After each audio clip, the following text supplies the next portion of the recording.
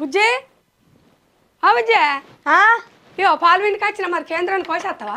నిన్న పొద్దుకే పాలు వాసన వస్తానే మాకు ఏమద్దన్నారు, ఇప్పుడు పోయి మళ్ళీ పోసేస్తానంటాను. వాళ్ళు తీసుకుంటారా? కాదే అంటారు మరి అనరా?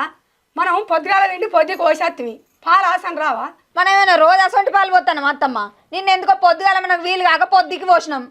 రోజు వస్తాయా వాసన? రోజు పోతాం అట్లనే. ఒకరోజు పోసుకుంటే ఏమవుతుంది? కాదే మనం పోసేసి 2 లీటర్ల పాలు ఆడ 20 లీటర్ల డబ్బా నిండి ఉంటాయి.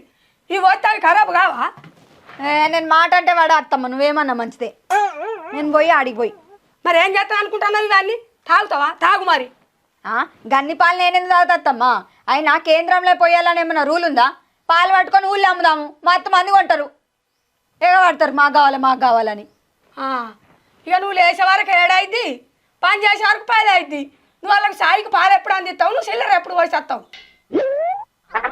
చిల్లర పోసేస్తుందా చిల్లర?